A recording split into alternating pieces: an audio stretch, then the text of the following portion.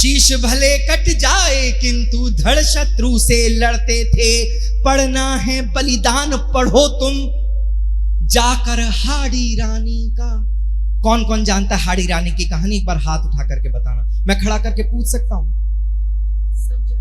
एक आधा हाथ भी था, वो भी गया। इसमें आपका दोष नहीं है, इसमें उस पाठ्यक्रम का दोष है कि वो कौन थे जिनकी औलादें दीवार में जिंदा चुनवा दी। वो कौन थे जिनकी औलादें दीवार में जिंदा चुनवा दी। जिनकी आंखों को नोच देह तपते तेलों में भुनवा दी। जिनको भेड़ों की खाल उड़ाकर लाल किले पर बंधवाया। जिन गुरु के बेटों को अंतिम सांसों तक तुमने तड़पाया। वो कौन थे जो हल्दी घाटी में दुर्ग की भांति अड़ते थे? कि वो कौन थे जो हल्दी घाटी में दुर्ग की भांति अड़ते थे? शीश भले कट जाए किंतु धड़ शत्रु से लड़ते थे। क्या बात है, धड़ शत्रु से। शीश भले कट जाए किंतु धड़ शत्रु से लड़ते थे।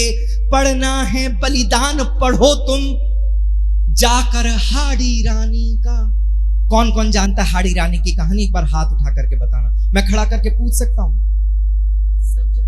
एक आधा हाथ भी था, वो भी गया। इसमें आपका दोष नहीं है, इसमें उस पाठ्यक्रम का दोष है जिस पाठ्यक्रम में हमें ये तो बताया जाता है कि गांधी जी की बकरी को बांधने वाली रस्सी किस म्यूजियम में रखी गई है, लेकिन ये नहीं बताया जाता कि हमारा गौरवशाली इतिहास किन कांधों पर चल करके हमारे तक पहुंचा है।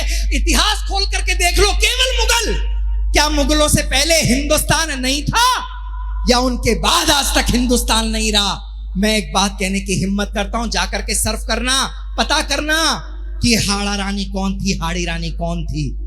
मैं सिर्फ इत्तला करता हूं, सिर्फ सूचना देता हूं। रगें अगर हिलने लग जाएं तो इस क्रांति धरा पर नमन करना राजस्थान की उस रानी को। केवल 3 दिन हुए थे विवाह राणा रतन सिंह और रानी हाड़ी को।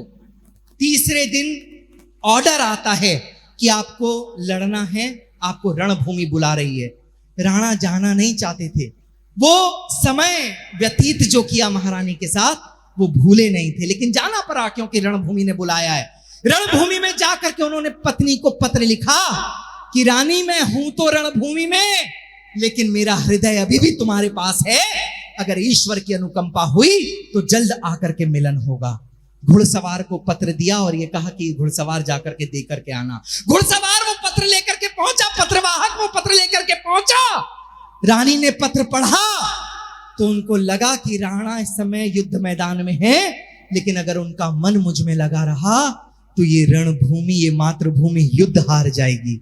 अगले क्षण उन्होंने जो किया, मेरे रोंगटे खड़े हो रहे हैं साहब इस बात को बताते हुए। अगले क्षण उन्होंने ये कहा उस पत्रवाहक को, उस घुड़सवार को, कि जो चीज मैं तुम्हें दे रही हूं वो जाकर के राणा को देना और उनसे कहना कि रानी भी अब तुम्हारे साथ युद्ध में लड़ने आ